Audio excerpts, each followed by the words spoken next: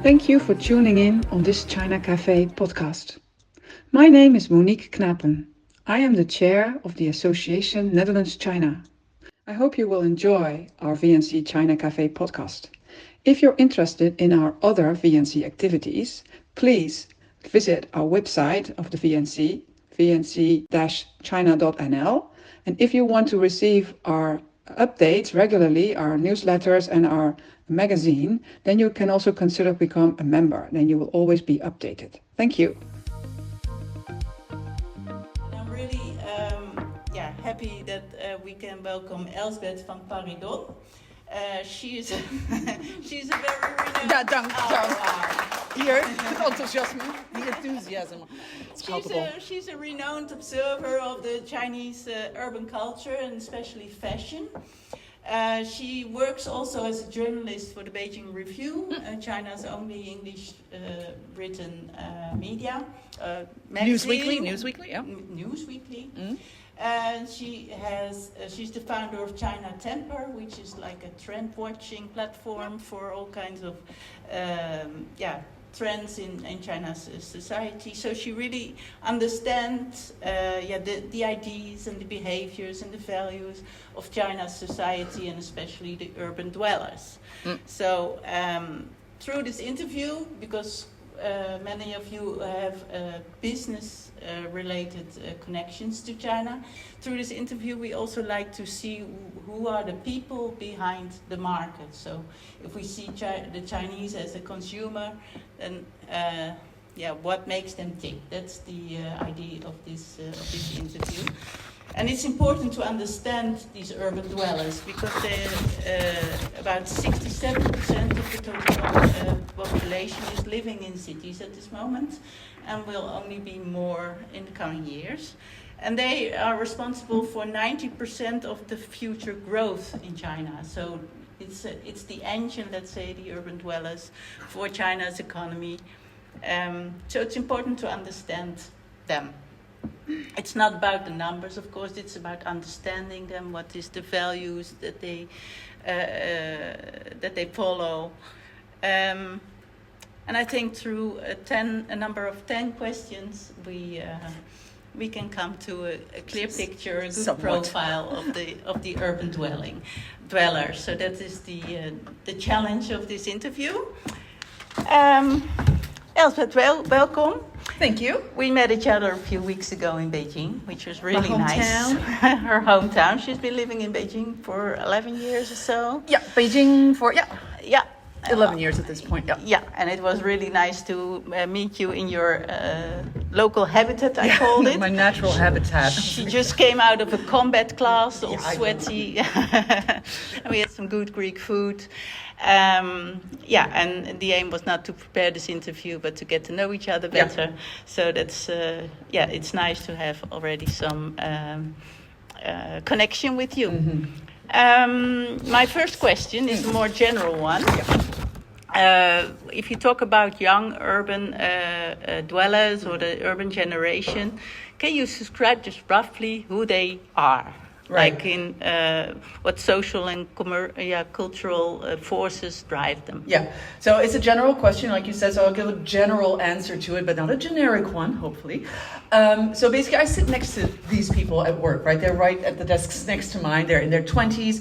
So as opposed to what you would gather from Chinese slang in recent years, like 躺平, lying flat, being bored, fed up with everything, that's actually not really the case when you experience, when you live with and interact with the Chinese urban community in real life.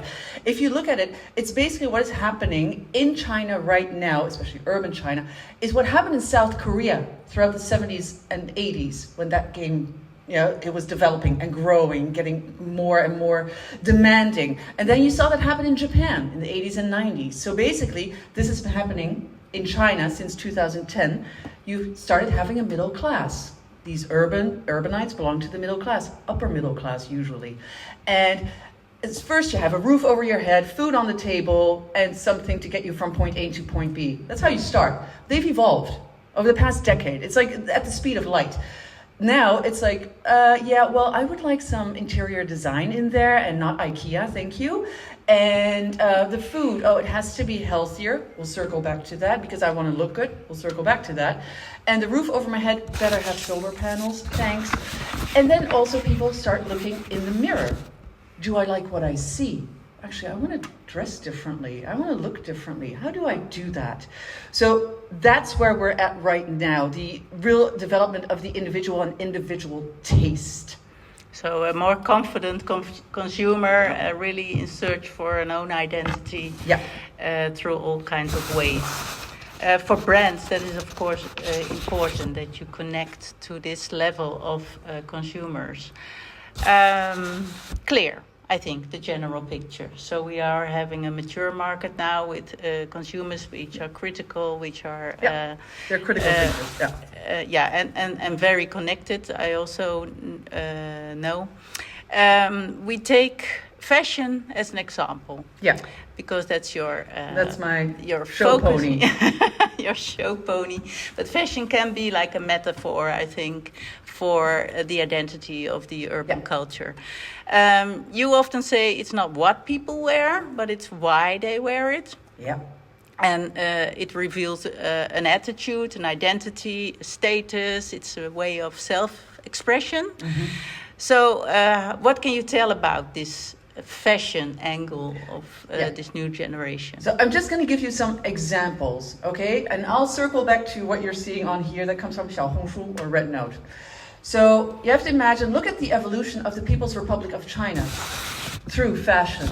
You basically go from people buying garments or fabric to make garments with coupons to couture that is now seen on the catwalks of the major fashion weeks in the world.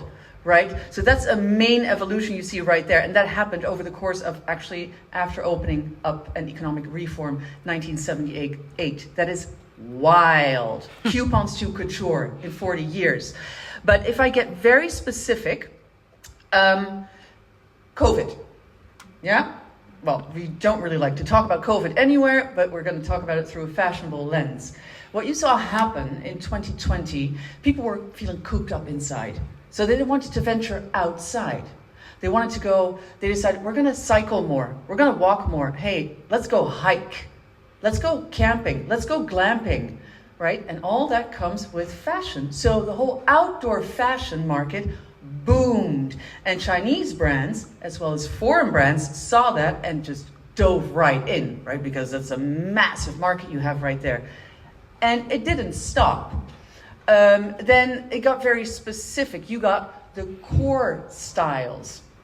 Every core, it's like Gorp core and mountain core. It's just outdoor gear, water resistant, but looks cool. And then you have the urban core version. That's the outdoor gear you can wear in the urban jungle. Those styles, have not gone out of style. They're still there. So that is a reflection of, that is what COVID brought about. They started this pursuit of health, and that came with fashion. You could tell through fashion. And then another thing I would like to point out is, because it's about the individual again, right? Fashion, school uniforms.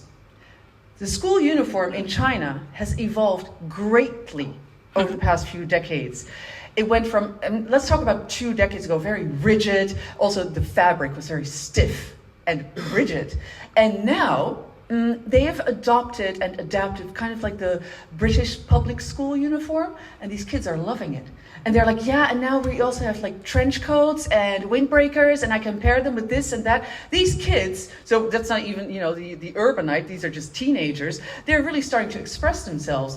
And what you see here is a jacket, a school uniform jacket from the high school affiliated with Renmin Daxue in Beijing, and they have them signed after graduation, because now they've become these keepsakes. It's no longer a bad memory, just gao and just busting your ass. It's become like this very retro flair thing. That's another fashion statement. So they're actually proud of what they were wearing during their school years, and it is a statement to keep it and show it. Yeah. Nice. Does the fashion also imply a kind of status statement, let's say? Is it? Yeah, I think that's actually anywhere in the world you can almost see anything through fashion. It's like when the economy goes bad anywhere, hemlines will drop. Okay, you will not be showing off your knees or let alone the thighs, whatever. They will drop. And when the economy is looking better, the hemlines will go up. Low 60s, mini skirts. And generally speaking, I would say, like we started out with, they have a roof over their head, they have the car, now it has to be an EV, preferably BYD, or they look in the mirror, do I like what I see? When you reach that level where you can look in the mirror and go, do I actually like what I'm wearing? No, I need to glow up. I think we're already reaching higher status in terms of income. So the way you dress in general, I think, but especially now in a developing society, because China is still very much a developing society, even it's urban. We're not talking about the countryside, I'm talking about the urban jungle again. You can tell when somebody's, they're making well good off, money, yeah. and yeah. That's not different from our It's society. not different, no. But the fact is they got there so quickly. Yeah. It took us centuries.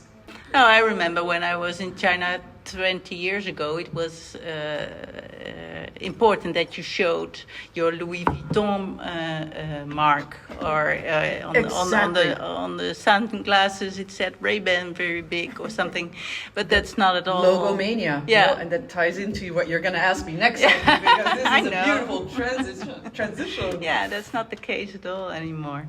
Yeah, there's a transition. There's a transition to more confidence in their own culture. And we've heard maybe the rise of Guochao, which means the national tide or something. Being Guochao, yeah, so being proud of your own culture and showing it. Can you describe how that is influencing what people buy? Do you have examples? Is it restricted only to fashion, or maybe even more fields? Yeah, that's a really good one. So Guochao, national tide, literally, but you can also translate it as China chic. And do you guys know when this term actually came into being? Because this, as a professional or an entrepreneur in China, you want to know what Guochao means or where it comes from. Do you anybody know? Going once, going twice. No. Okay, so I was there, so I'm just going to tell you. It was February 2018, New York Fashion Week, Tmall, Alibaba's Tmall, China Day. A whole day, an exhibition and runway dedicated to Chinese brands. And this is where athletic apparel brand Li Ning, like the eponymous athlete, right? Yeah, that guy, who started his brand in the 90s, but he gave his whole aesthetic a glow up, a makeover, and they came out with these big oversized hoodies and everything red, like 中国, with red and fire and yellow and all these typical traditional cultural Chinese elements. And that room, I remember I was sitting there, I have the pictures, and I went, well, I don't know if that's gonna last. Wow, was I It's wrong still there. It's the biggest trend in China fashion, and basically anything China right now. It's Guochao. It's more than fashion. It's like adding, like I said, traditional cultural Chinese elements to anything from food to fashion to tech to toys. They are now looking at their own history and seeing, so what do we have that we can use? Because we don't need to buy that Vuitton bag anymore. We don't need the Logomania anymore. And some examples are, because Guochao, bear with me, that just let me describe this, perfumes, DIY perfumes, specifically infusing, creating them yourself. You have all these little stores and using very specific Chinese ingredients, flowers, you name it. Yes, also TCM, traditional Chinese medicine ingredients. Yep, throw them in there and then spritz them on or drop them on, whatever you like. But it's more than that. It's Guochao, because a lot of people will think about Hanfu. We'll get to that. Yep. Not yet. It's also here, you see, this is a little collage I created. I have to put it that way because it's inspired by 90s China fashion, or it's also Guochao. You have like whatever dynasty, it's not real, and then 90s fashion. So, for example, digging into your own cultural roots, there was a show called Shanghai Blossoms in late 2023, early 2024, and it blew up. And it was set in Shanghai in the 1990s, late 1990s. Like a series on TV? Yeah, a drama series, online, right? And it just blew up. Yeah, everything is online, right? And it's so set in Shanghai in the late 90s, and a guy is trying to make it in the business world, and everybody wanted to copy the style because they had the style of the 90s down to a T. But it was more than just about dressing that way. It was also a throwback to simpler times when everything was still possible. Opportunity was on the horizon. And that's why the urbanites, they started dressing like that. But that is another form of guochao. Yeah, I was in Beijing a few weeks ago. I saw it indeed everywhere.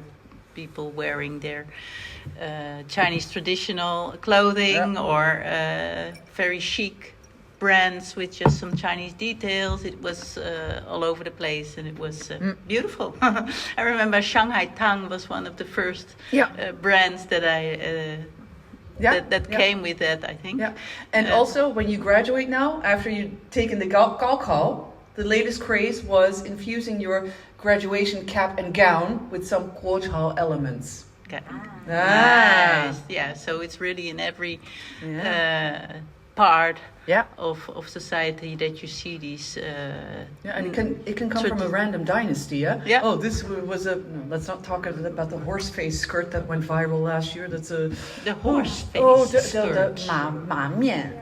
Yeah. Oh, there was a protest at Dior in Paris and other elements from whatever dynasty, and you just maybe over drinks. Tell me more about the horse face. I didn't hear about that. When you come to that, if you're talking about guochao, then you're touching emotions. I think it's a way to express your pride of your country and the attachment to your culture. You could say it's like an emotional consumption society at the moment. You see pop-ups everywhere, collectibles. You see all these immersive shops or events that. It's like. Oh, sorry. Emotional consumption. It's very emotional indeed.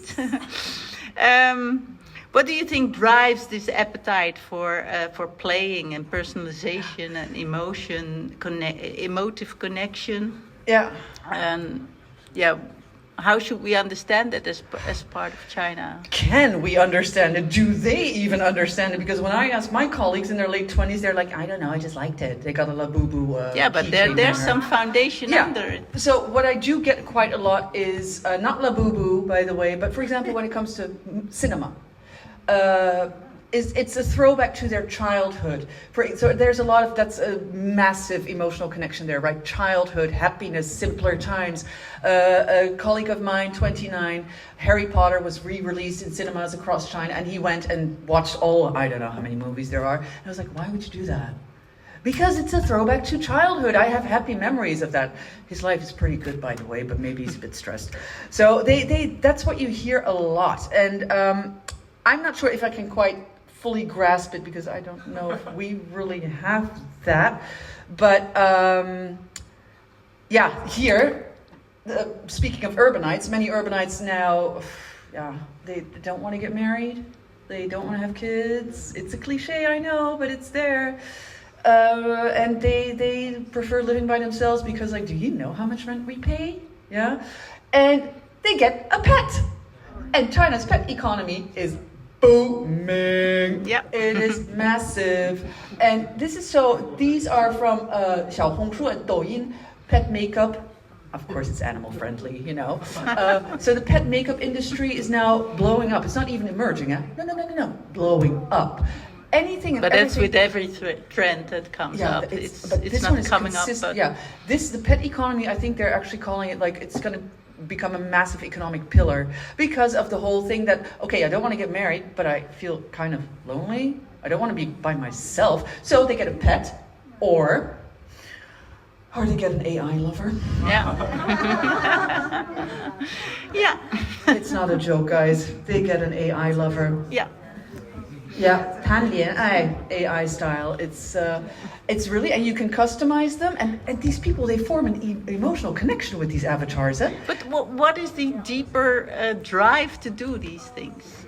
Well, No? okay, I don't have to hold back here. I had one person say, and she didn't want to go on camera or on the record, but I can say it here. I'm not mentioning her name. And We're making a podcast. Huh? Yeah, I'm not mentioning her name. So I had one woman say something like, "It's the first time I ever touched a man." I'm like, "Oh dear God, what are you?" Oh. 26. And she wrote also something, because I read the message, and it was something about, I don't know, I guess she got him shirtless or something. But this is an avatar, people. So this is beyond my grasp. I'm sorry. Yeah, that's they too feel, far from yeah, you.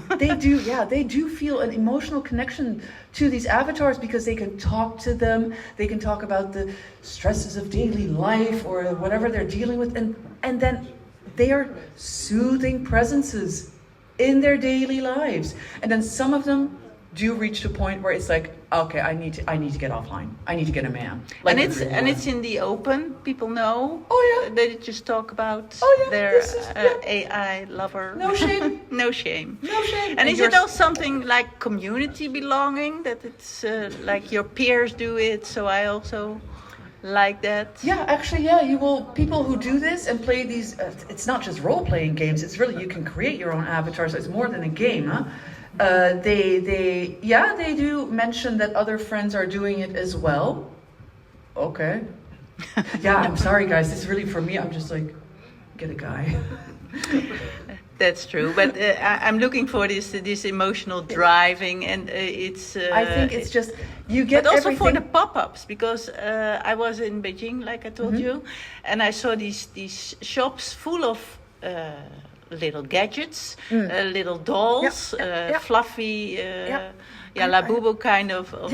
But they were lining up like in the Efteling, you know. It's around the block, and there was nothing there to buy, I thought. Yeah, so, and they spend good money on it. Yeah, and I know, I saw the prices, but is it?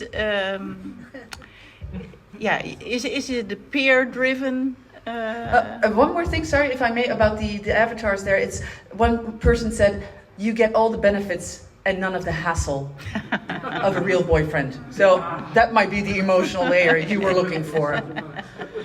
Sorry, so the pop-ups. That's another one.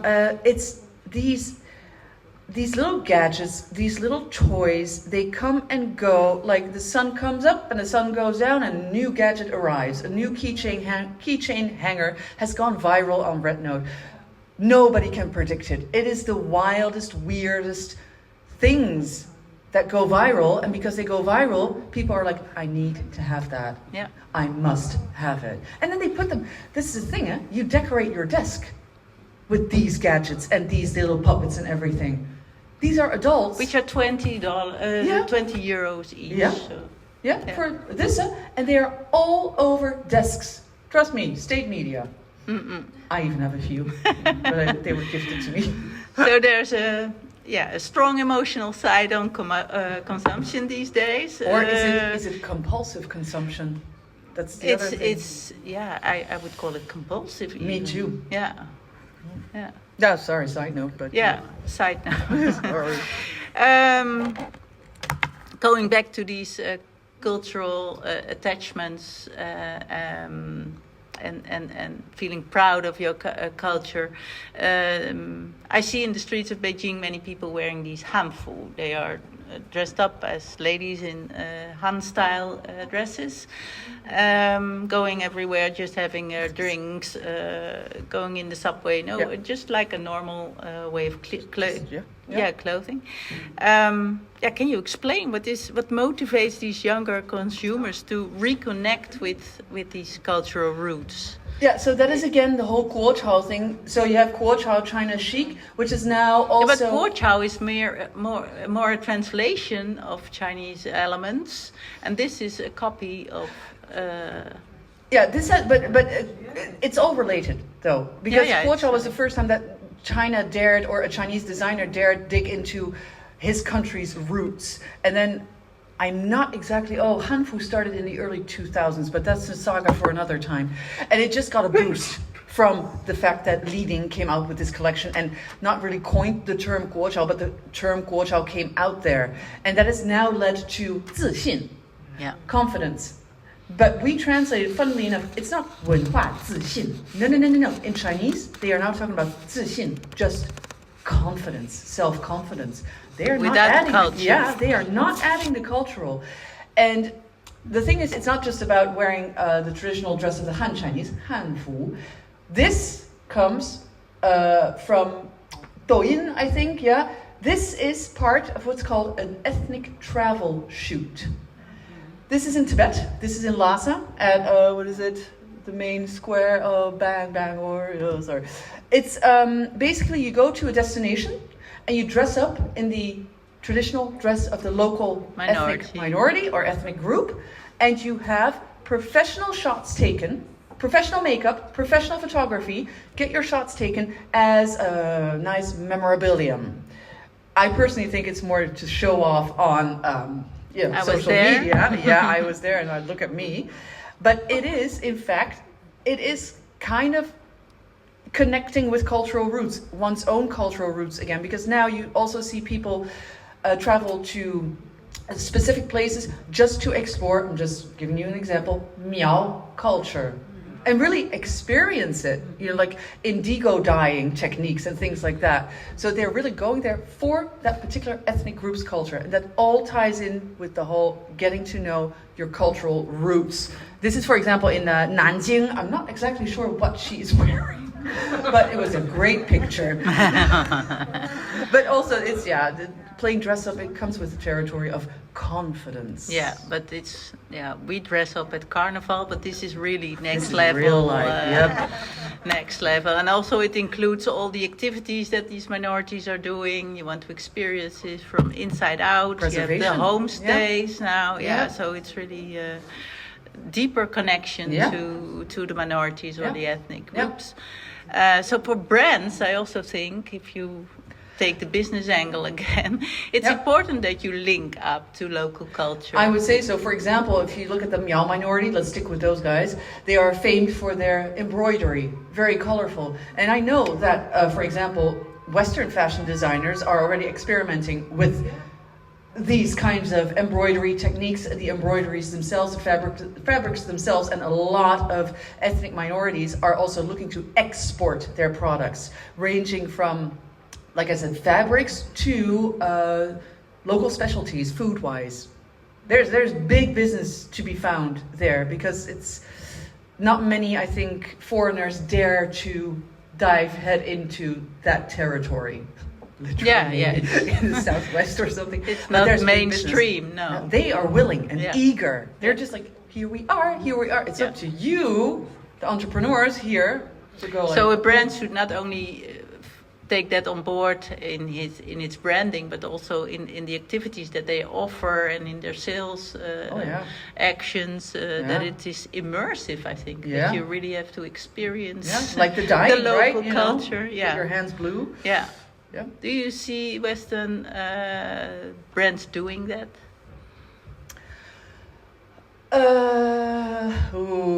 I have seen Chinese designers team up with Western brands to be fashion specific, but I have yet to see. I see a lot of, whenever the year of rolls around, like the year of the snake, you still see a lot of Western, I'm going to stick with Western brands just slapping a snake onto their products, whatever the product may be, a toy, a technology, an app. Here's a snake, and that should now it's Chinese. Now it's Chinese.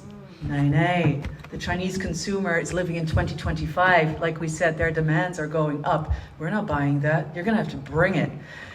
How you bring it? You come up with a fantastically unique narrative, a VR immersive experience. Guys, I'm not a marketeer, so no, but these consumers want more than just the product Chinified or something. That doesn't work. It does not work. So actually, it's also it's very important to know what to do, but also very important to know what not to do. No snakes, no dragons, no monkeys. No. Okay. we'll do that. Yeah. That also needs understanding, of course. And as a bridge, I think understanding needs education. So education is also...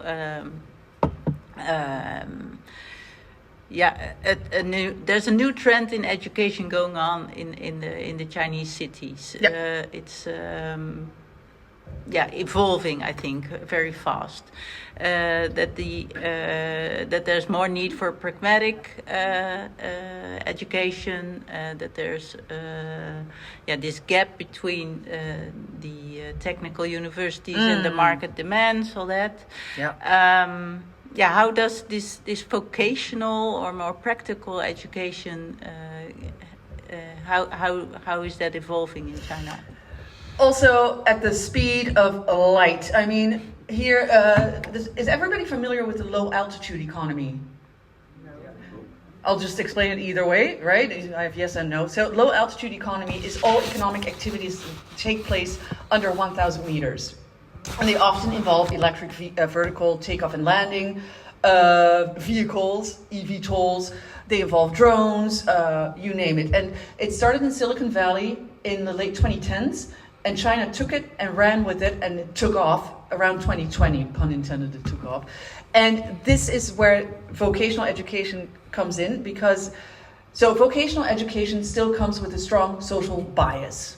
Yeah, you take the Gaokao and you still have to get into Tsinghua. We don't even care if you could get into Harvard. You get into Tsinghua or Beida. We don't care about anything else. Yeah, that's still very much alive. Let alone that your kid isn't able to... No, not everybody. Yep. So, vocational education. However, like you just said, you need more skilled workers in China, and that also the low altitude economy is going to become a massive and main economic pillar within this in 10 years. We here are at Yancheng Technician College in Yancheng, Jiangsu province. Okay. Yeah, this is high tech. These guys are here... this is a drone department. They have an entire department, a major dedicated to the low altitude economy. We can only dream of that over here. It's like, what? So we went there, that's me interviewing, and it was a fun film. And they, these guys, they some think it's cool. Some could have gone to Tsinghua or Beida, but opted for this because they say this is where the future lies, and their parents are very forward thinking. And some of them then want to help their country by, for example, helping with the rural revitalization drive. So use drones to, I don't know, spray pesticides. That's already being done. So that's, been there, done that example. But use drones to help the countryside in whatever way, form, or fashion. And then here, the same technician college, aging population. But what do we want? Babies! Nursing department. And very popular. These are not just Gaokao dropouts, so to speak. They also have a department dedicated to senior care. And here, this is at the University of Civil Affairs in Beijing. It's new. It opened in September. They offer 5 majors. Senior care is one of them. Nursing is one of them. Then you have marriage services, which is wildly popular. The first ever master's degree in marriage services, anything you want. Matchmaking, honeymoon creating, couples therapy, you name it, it's in that major. The first master's in marriage services in the world. And you have funeral management. This is like a quiet room for the those you leave behind to sit and think about you. Funeral management. Okay, a whole major. A whole major. Okay. And they learn about, traditional burials, because some, also ethnic groups have different kind of burial. Do you think this is like policy driven? Because, yeah. This is, but, China's always saying, like, we are following a path that is catering or tailored to our national conditions. But here's the funny thing, they keep saying that, but when you go to a University of Civil Affairs, some people are like, that's insane. I'm like, no, that's actually what China needs. It's funeral management, nursing, senior care. That's what... Marriage management, It's local characteristics. Yeah, and it is hot to enroll in these vocational... Yeah, so it's it works University both of Civil ways. Affairs, but it's still vocational education, Yeah.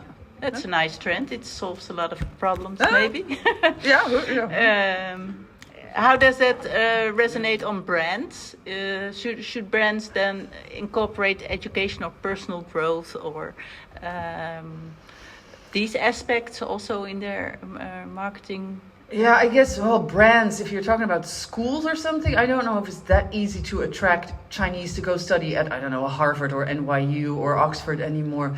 I'm not sure. Some of them will go, but it's more about, I don't really know how schools would really attract a Chinese student, to be honest, other than their name, their international name and fame. What I do think how brands can play into it is looking at the majors on offer. Senior care, funeral management, marriage services, give the population products that are related to those, because these are trends at play and topics that people are talking about within Chinese society. That's where you find... So there's where the market is. That's where the market is. Yeah. The market is also in personal hygiene, well-being, taking good care of yourself. Let me see that.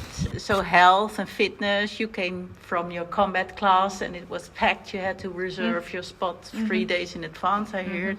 So mental well-being has become a priority of the urban generation. This creates new industries also, I think. And is that also getting wider than just sports schools or gyms, or is that also connected to fashion again or to nutrition, these kind of things? Yeah, so that whole pursuit of physical health definitely got started by COVID. We've already covered that, right? And that also included the fashion industry, because you need to wear something. But there's a strong policy push here. And it's a very good one. So in March of this year, during the two sessions, China announced the establishment of more weight loss clinics because the population is getting fat. The urbanite is getting big, and they want to, stop it. And so, I mean, who thinks about that? Weight loss clinics nationwide. And so they came up with, you need this many grams of protein, that many grams of such and such, that many grams. Like, they were teaching people how to eat, which is great because they don't really know what is healthy, what is good. And for example, gym chains, anything that has to do with fitness, the Chinese consumer will buy. The Chinese urbanite will buy. I think I see so many people running along the Liangma River whenever I go run. These classes, like this one, that's me to the left, hi, Love Strength, they are booked out, like she said, in advance, okay, 2 days in advance. You have to really target them. You have to qiang, right? You have to pull the trigger, basically, if I translate literally. And this is, again, so when it comes to brands, just think about anything and everything related to fitness. Also, fitness and food, nutrition. This was at the China International Fair for Investment and Trade in Xiamen. This was a booth, and it showcased what time of day are you supposed to eat what. And people were all flocking to that booth, huh? And when I was at the China International Import Expo in Shanghai last week, 2 weeks ago. Yeah, okay. Yeah, so 2 weeks ago, yeah. We went to the healthcare section to film there. What was the biggest product? Protein powder. Smart thinking, huh? These brands were already like, so again, look at the social trends at play and play with them. But in order to do that, you have to read up on everything. And then, of course, here, look, the Liangma River, just a random September day. See all those boats? Yeah. I saw people swimming there when I was there. It's possible. It's possible. You don't believe? Well. Oh, I know they do. It's just you have the grandpas. They go swimming there. Yeah. Very fit they were. Yeah. I also went to a sauna in Beijing. I didn't see the sauna actually, but I saw booths where you could have yourself washed for 1 hour, or have your hair washed for half an hour, or nice you could go scrub. to the cinema. You could bring your kids to the play garden. You could spend the night, 217 yuan, and you could Bring a spend bottle the of wine. night. Yeah, and there was fruit available free of charge. So this wellness is Yeah, it's a different definition actually. Yeah, and there are so many branches affiliated with wellness and fitness. I mean, you name it, it's related. Yeah. Yeah, it was nice to experience that. Very relaxing. And you better go to a sauna instead of a hotel, because it was only 217 yuan, and a hotel is sometimes more expensive. We need to talk also about digital life. I think if you talk about the urbanites, they are strongly digitally connected. There's this community influence through the digitalization, I think. How are digital communities influencing consumption? Are they influencing consumption patterns? How do they attach to a brand through digitalization? Well, for example, let's talk travel and tourism. Major economic pillar, right? We've already covered the ethnic travel shoots, right? So we're not going to go there. We're going to talk about dazi culture. Dazi. Oh, see. Oh, yes. So dazi is a term that comes from the Tang Dynasty, and it used to mean something like companion and official, but it is buddy culture. Yeah, and you can get a dazi. You just go onto Rednote or Douyin, the Chinese version of TikTok, whatever, and you have dazi, and then you will get whatever your dazi buddy, what you want a buddy for. Whether it's playing mahjong, whether it's going out to taste international cuisines. You don't have to become friends, eh? This is not about forming friendships. This is just you share an interest, and you go out and participate in shared interest, and then bye. So you meet online, and then you go live, experiencing your... Yeah. And so that is a massive thing for travel and tourism, because some people really like to travel. They don't want to travel on their own. There are some hazards involved here as well, going out traveling with a complete stranger. I'm not sure if I would do that, but okay. But it's what they do, and they go on hiking trips, camping trips, just random wherever. You want to go see the Miao minority in Guizhou? Okay, let's go there for a weekend with your dazi. So that is complete consumption influenced by a digital community. And the whole ethnic travel shoots, by the way, that also influences consumption directly, as in when a photographer, when it's a slow season in a touristy spot, or a business is isn't going well. Yeah, business is slow in a touristy spot where people want to do these shoots. Then is... They, for example, start promoting these ethnic travel shoots, and they'll do that for a bit to make up for their losses, and boom. And then like a magnet, or the community. There you go. Yeah. And of course, immersive. Okay, winter is coming. We're gonna go skiing. Yeah. And this is how it's being promoted. And I personally will go skiing in Chongli, Hebei province, December 4 to 7, sorry. And you have all these massive resorts, and people are eager. They are eager beavers. You have over 300 million people, Chinese, participating in ice and snow sports since Beijing 2022. That was a whole objective of the government, but hey, they're working out, so good. And skiing is for the upper middle class. That urbanite, right? So you go to these resorts and you bet your bottom yuan that they will look this way. People love it. And then they indulge.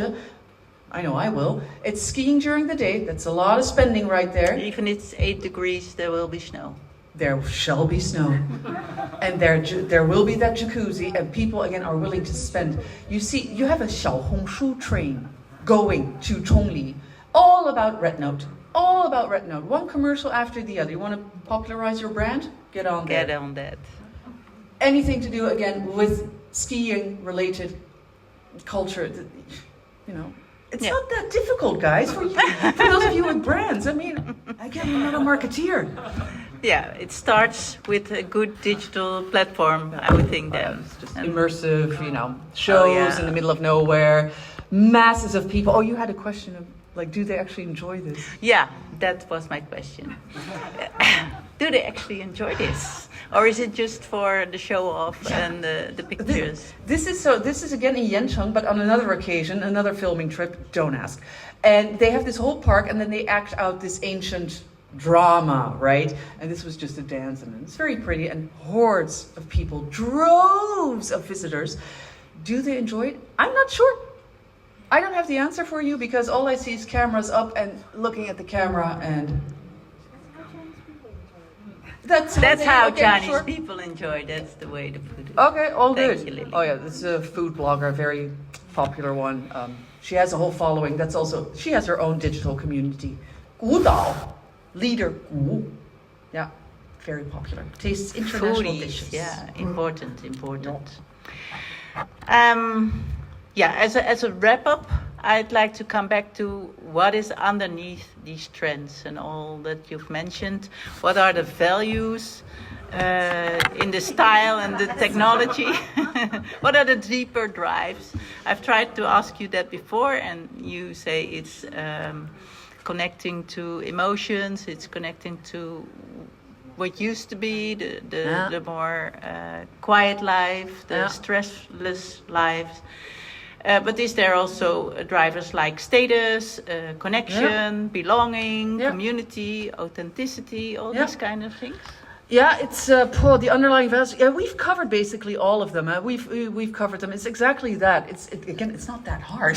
You know, it is about emotional things and also things that take your mind off.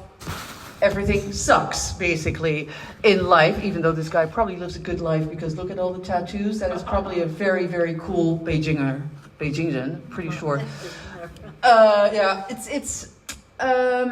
they need, like I said, we started out with this.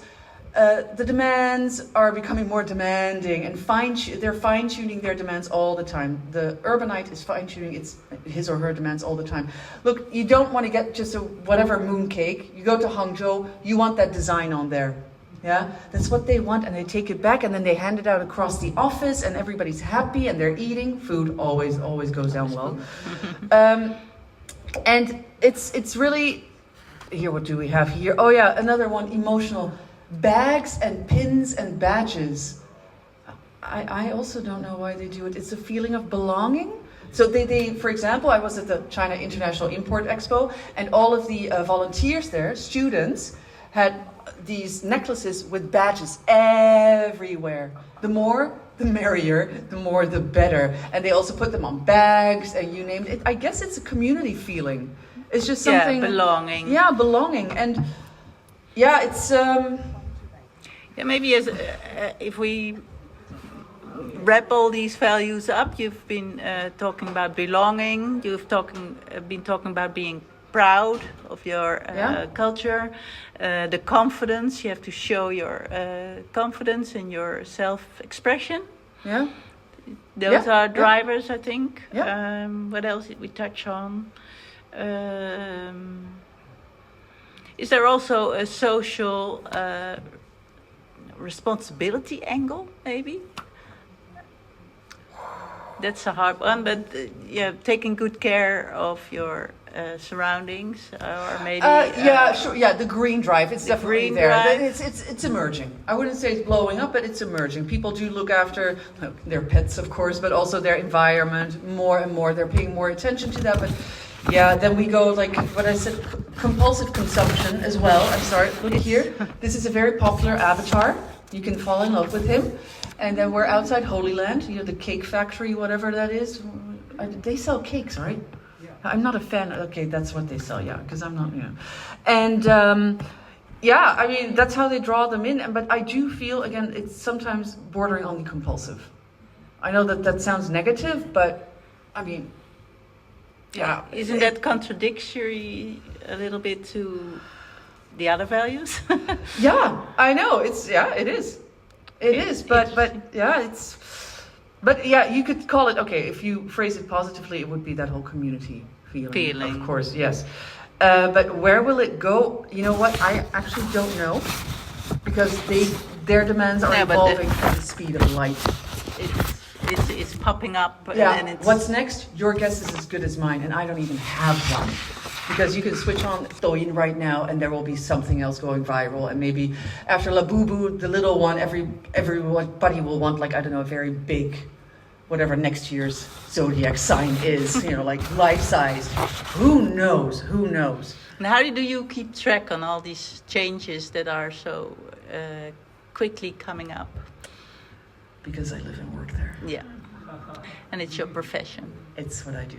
Yeah. I'm a sinologist, by the way, so I'm supposed to be Leiden University. I'm supposed to be, and I'm kind of supposed to be working in China. Sorry, that's a different story. But it's. I know I didn't mean it for it to sound arrogant or anything. As she puts up her final picture of herself walking in Xiamen, graffiti. See, yeah, in Xiamen. Look at the brands, and it was fully packed. It's like this art district. It's an art district. It's. Yeah, I live there, I work there, I breathe it, and my colleagues are all Chinese. You need to have your finger on the pulse. This society cannot be observed from afar. From afar. You have to, immerse yourself in it. And I think writing for Beijing Review also helps, because they send you anywhere. They send me everywhere and anywhere, particularly with sand and water. I have no idea why, but yeah. And the thing is, it's a news weekly. Yeah?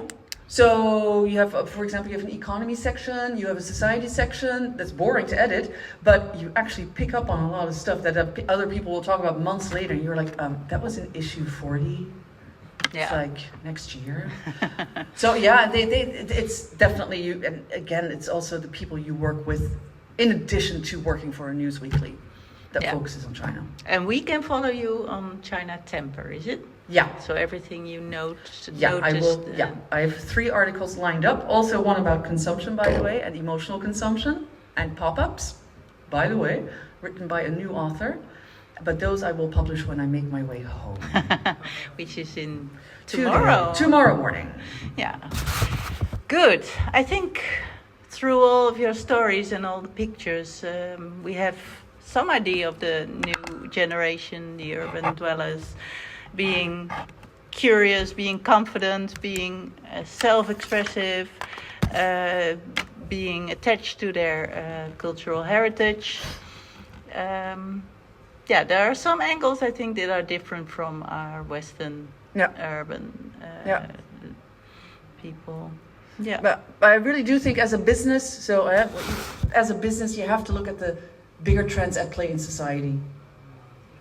Otherwise, you don't know what you're doing. You're just throwing a product at people. You don't even know if they want it. So, like the few things we touched on today, like the whole vocational education, what they're teaching, look into that. Because there's the market. There's the market. Yeah. And also, I think it's not just branding. It's also offering action, offering experiences, connect at a deeper level, and also connect at a wider angle. Yeah. Yeah. Good. Those were my questions. Is there anything we didn't share that you'd like to share? Oh my God, there's so much, but no. Wrong question. No. We will just follow you on China Temper. Covered the basics. Good. Thank you very much. I think it was a very energizing interview. I sincerely hope you enjoyed this VNC China Café podcast. If you are interested in future VNC activities and would like to stay updated about future China cafes, please go to our website vnc-china.nl to become a member or just find out what's going on. Stay tuned for our next podcast.